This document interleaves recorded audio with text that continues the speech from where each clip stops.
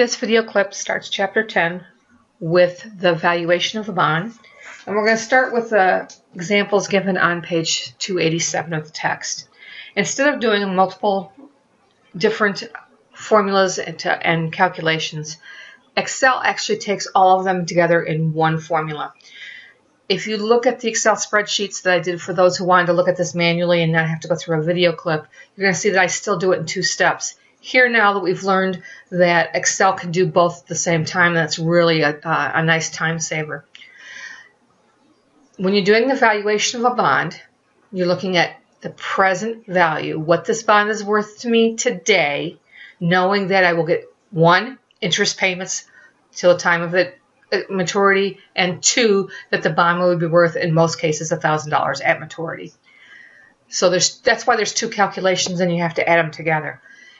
With Excel, we can do it all in one step. What you need to know is the maturity of the principal of the bond at the maturity, and in most cases that's $1,000 for bonds. In fact, if you get a problem in any of these and they just say that you have a bond and they don't tell you anything, assume it's $1,000.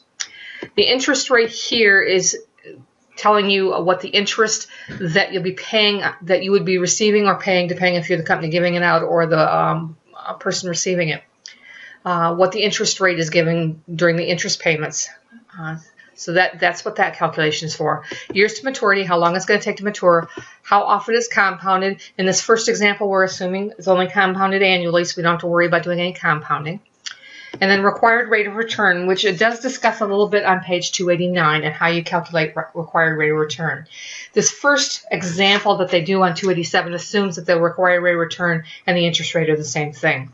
So what we're going to do is we're going to go to the function and we're going to pull up present value. For rate, you are going to use the required rate of return rate and not the interest rate. We'll use the interest rate for something else later. So required rate of return, plug in there.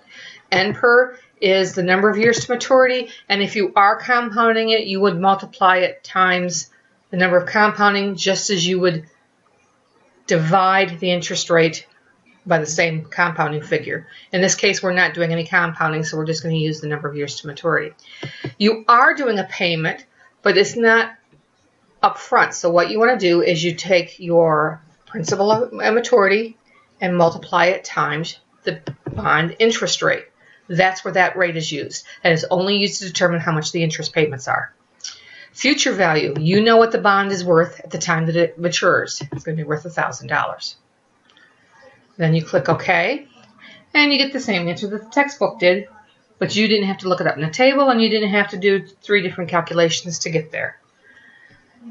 What we're going to do now, if you've done any copying with Excel, highlight all the figures, going to the bottom right corner, move it over so that it copies it over. We're going to change the required rate of return to 8% instead of 10%. The advantage to doing that then is we're going to look at what happened on 291. We're going to copy the formula over as well. When you copy the formula over, it does pick up that there are differences. Instead of being in cells in the B cells, we are now in the C cells. And you will see that the rate is C5. And if we hit FX, it actually opens it up for us. So the rate was C5, the N per is C3, and that is your years to maturity. Your payment is C1 times C2, and then your future value is C1. And it tells you that you get a calculation of $1,196.36. Just again, a reminder that Excel will calculate slightly differently than using the tables, because the tables only go out a couple of decimal places, where Excel can go out lots of decimal places.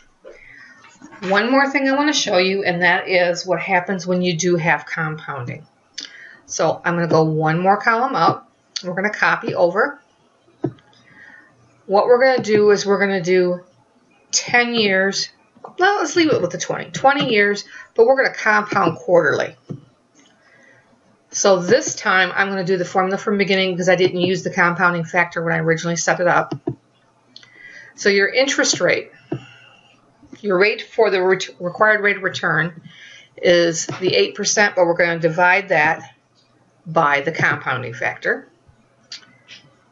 Your NPER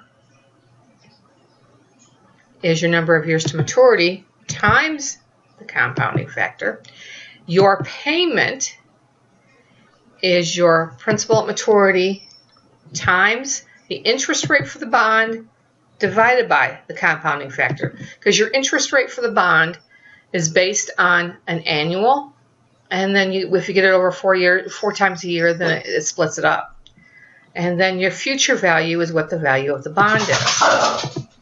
So you'll see we did 3 calculations within here. The rate divided by the compounding factor, the number of years times the compounding factor, and then the payment divided by the compounding factor, because we want to make sure that we're keeping how many times it's offered. Then you're going to hit OK. And you see it's actually worth a little bit more because of that compounding factor. That covers value of a bond and should help you with most of the exercises through that part. Thank you.